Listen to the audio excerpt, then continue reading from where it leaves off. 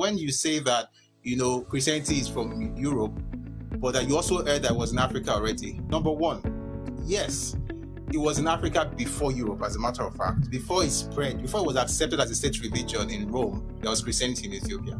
But Christianity did not get to Yoruba land or to Nigeria through Ethiopia. It got to us through Europe. However, I think it's also important to understand that one of the problems we have with this conversation is this. Christianity is not original to Europe, right? Like I said yesterday, it was domesticated in Europe. And the nature of Christianity in different parts of the world is it has this capacity to adapt to people's traditions and culture. I'm speaking specifically about Christianity now, maybe not for every other religion. Unless you find yourself in a society where somehow the people themselves find a way to domesticate the religion so that when you see them practice, it is different. And I'll give you an example with Islam in Yoruba land. The Yoruba people have certain things that they do in Islam that you will not find in the Arab world because they, by themselves, decided to include those things according to their traditions. So when you say that, they brought it from people and they forced it upon us, you also have to understand the fact that for Christians, for instance, if you want to understand how we domesticated Christianity, don't look at the Pentecostal churches in Nigeria to judge how Christianity is functioning in Africa or in Nigeria. Because the Pentecostal churches in the last 50 years thereabout have been very Americanized in such a way that when you see the things that we do in church, it's as though you're in the US.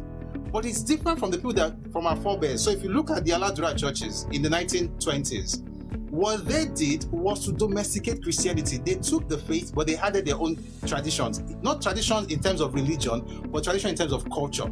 And you will see that also with what Samajari Crowder and a man called Omojola Agbebi. Omojola Agbebi was also a priest, and what they did was they tried to Africanize Christianity. What am I trying to say? I'm trying to say that if you understand what the British or what the Europeans did with Christianity, then you will get what Africans were doing with Christianity before some of us started acting as if it was just a European idea. It's not a European concept. What it is that you have taken up the European version of it. So what you see at the time was that people had their own idea of deity. Europeans also had idols they were worshipping.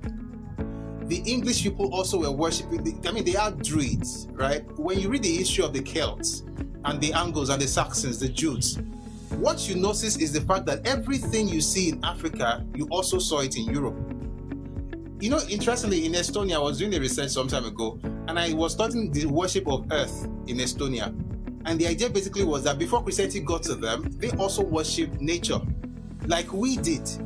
And that's why I'm glad with what Christiana said earlier, that if you look at different cultures in different parts of the world, you see a form of worship all across regions, regardless.